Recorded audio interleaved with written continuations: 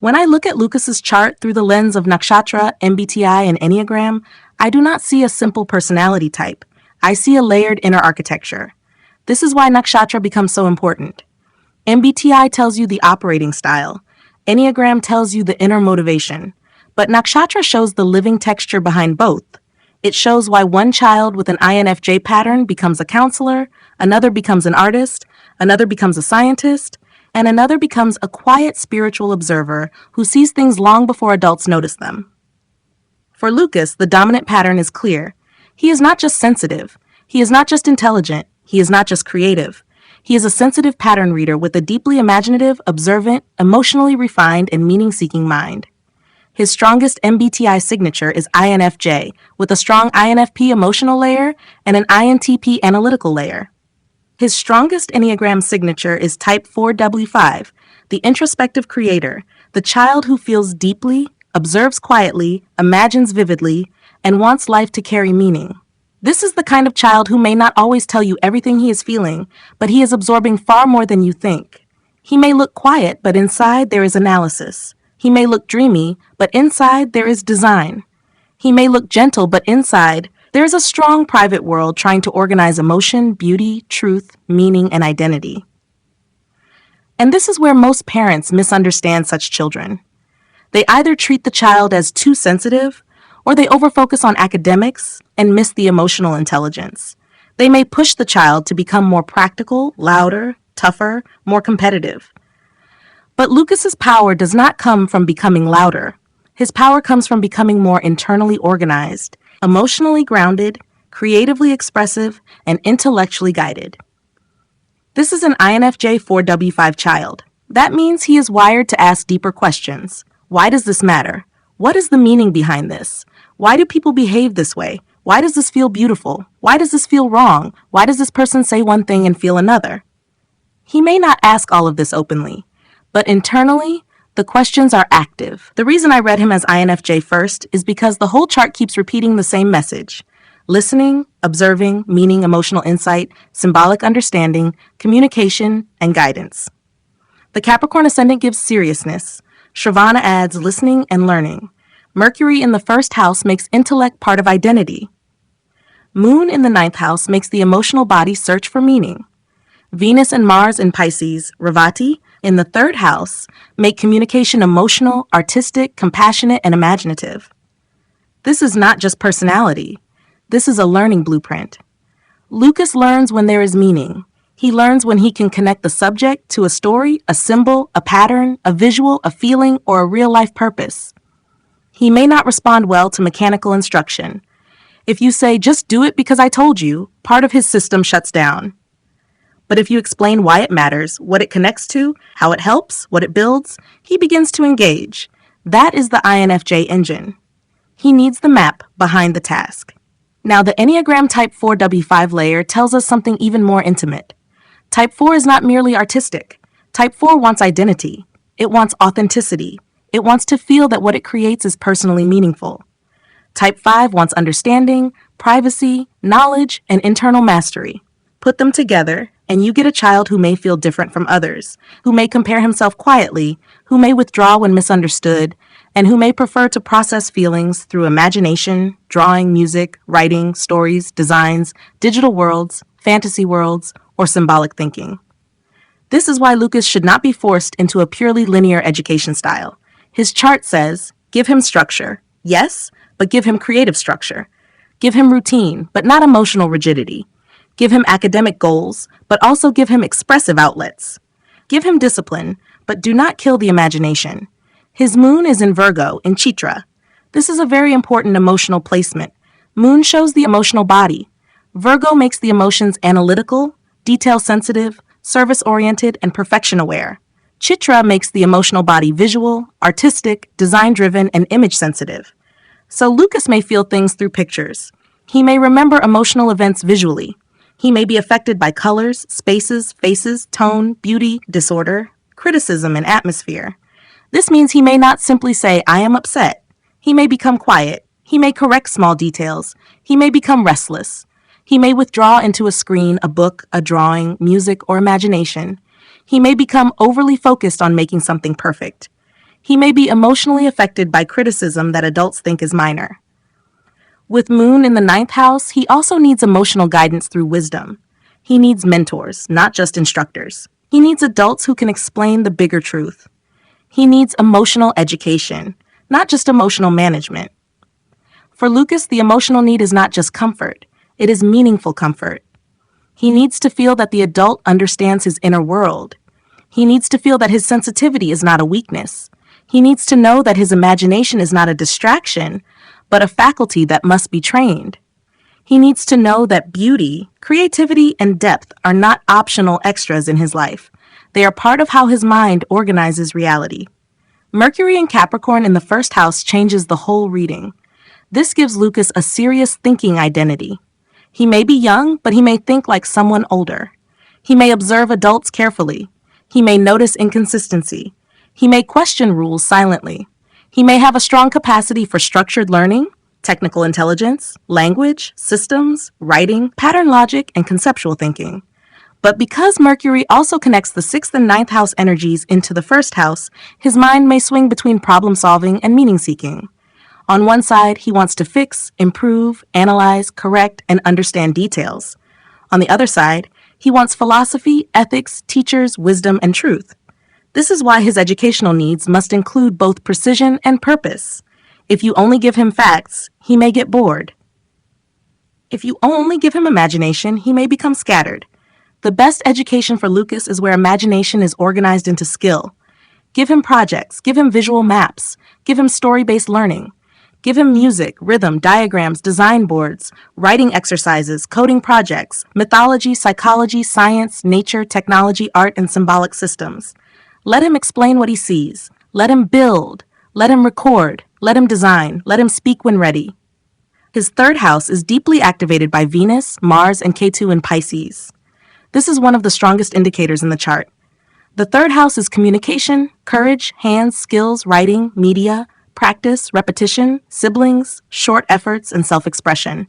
When Venus and Mars sit here, especially in Revati, his creative and action energies must come out through expression. This child should create, not occasionally, regularly. Writing, drawing, music, voice notes, storytelling, animation, video editing, digital art, poetry, fantasy maps, design, instruments, theater, movement, martial arts, dance, devotional music, nature journals, animal stories, symbolic notebooks. These are not side hobbies for him. These are nervous system regulators. Venus in Pisces, Revati, gives a deeply compassionate artistic nature. It wants beauty, kindness, softness, rhythm, melody, spiritual imagination, and emotional healing. This is the INFP layer inside the INFJ structure. It makes Lucas sensitive to beauty and pain. He may feel for animals, younger children, vulnerable people, wounded characters, emotional stories, fantasy heroes, spiritual themes, or oceanic imagery. Mars in Pisces, Revati, gives action through compassion. This is not a child whose action is always direct, aggressive, or competitive. His action awakens when there is meaning, protection, rescue, creativity, or emotional purpose. He may work hard for something he loves. He may resist something that feels pointless.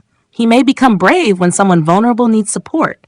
He may need movement, dance, martial arts, swimming, walking, trekking, or physical rhythm to ground his emotional body.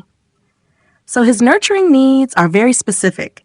Do not nurture him by overprotecting him from all difficulty. That will make him avoidant. Do not nurture him by hardening him through criticism. That will make him withdraw. Nurture him by giving him safe challenges. Nurture him by giving him creative responsibility. Nurture him by saying, "You have a gift, but now we turn it into skill." That sentence matters for Lucas, because type 4w5 children can become trapped in inner feeling. They may feel special, different, misunderstood, or emotionally separate. But they also need discipline. They need to complete. They need to publish the imperfect first version. They need to learn that beauty is not only in imagination, beauty also comes through practice. This is where Capricorn and Mercury become blessings. They give him the ability to structure the dream. They give him the capacity to turn imagination into a system. If guided well, Lucas can become a child who writes beautifully, designs deeply, understands people, learns complex subjects, sees patterns, connects ideas, and expresses emotional truth with intelligence. If unguided, the same child may drift into perfectionism, comparison, emotional withdrawal, screen escapism, scattered creativity, or quiet self-doubt. That is the difference between reading a chart superficially and reading it diagnostically. The moon tells us his emotional body needs clarity and beauty. Mercury tells us his mind needs structure and meaning. Venus tells us his creativity needs emotional and aesthetic expression. Mars tells us his action needs purpose, protection, and inspired movement. Now let us talk about how this may show up at home. Lucas may need more emotional reassurance than he asks for. He may not always say, "I need help." Instead, he may become quiet, distracted, overly critical, absorbed in imagination, or resistant to ordinary tasks. When this happens, do not immediately label it laziness. Ask, has the task lost meaning? Is he overwhelmed by perfectionism? Is the environment too chaotic? Is he emotionally absorbing something from the room? Does he need a smaller first step? For a child like this, the first step is everything. If the project feels too large, he may delay. If the emotional atmosphere feels unsafe, he may retreat. If the expectation feels vague, he may overthink. If the instruction feels harsh, he may internalize it deeply. So use precise, kind, structured guidance. Say, let us do the first 10 minutes. Say, make a rough version first. Say, you can improve it later. Say, show me how you see it. Say, draw the idea before writing it. Say, tell me the story behind your answer. Say, what pattern did you notice? Say, what is the feeling of this subject? Say, what does this remind you of? These questions unlock Lucas. His education should be built around visual learning, meaning-based learning, creative repetition, and project-based learning. He may do well with mind maps, storyboards, visual notes, music-based memorization, symbolic diagrams, nature-based learning, role play, structured debate, journaling, design assignments, and guided research. He may also benefit from studying psychology, mythology, astronomy, ecology, music, coding, design, writing, philosophy, languages, storytelling, filmmaking, animation, digital creativity, and healing-based subjects. But do not rush him into a fixed career identity too early. Gen Alpha children like Lucas are not meant to be boxed into old categories. His chart shows an integration of art, technology, psychology, communication, and meaning. He may become a designer who understands human emotion, a technologist who builds beautiful systems, a counselor who uses stories and symbols, a writer who maps inner worlds, a musician who heals, a researcher of ancient and modern knowledge, a teacher who speaks to sensitive minds, a creator whose work carries depth. The key is not to ask, is he artistic or academic? The correct question is, how does his intelligence express itself? For Lucas, intelligence expresses through pattern, image, meaning, sound, emotion, symbol, and communication. That is why Nakshatra is such a powerful bridge to MBTI and Enneagram. MBTI may say INFJ, Enneagram may say 4w5, but Nakshatra tells us why. Shravana listens, Chitra designs, Ravati heals, imagines, and guides. Dhanishta organizes rhythm and systems. Anuradha deepens loyalty and research. Virgo analysis. Pisces feels. Capricorn structures. Now the whole personality becomes visible. This is a child who needs to be seen accurately. Not praised vaguely, not corrected harshly, seen accurately. Because when a 4-5 child is not seen, he may create a private inner identity that feels separate from everyone. But when he is seen properly, he becomes confident, expressive, thoughtful, and deeply original. His emotional needs are safety, beauty, meaning, and respectful listening. His educational needs are structure, visuals, creative output, and project-based learning. His nurturing needs are warmth, routine, artistic encouragement, emotional language, and gentle accountability. His behavioral needs are movement, rhythm, completion practice, and reduced overstimulation. His spiritual or inner needs are silence, nature, music, imagination, and a sense that life is meaningful. If you are parenting or mentoring Lucas, remember this. He may not become stronger by being pushed into hardness. He becomes stronger when his sensitivity gets trained. Train the sensitivity into art. Train the imagination into skill. Train the observation into wisdom. Train the emotion into language. Train the private world into expression. Train the dream into a disciplined creative path. That is the real reading. Lucas is not here to become a copy of louder, more obvious children.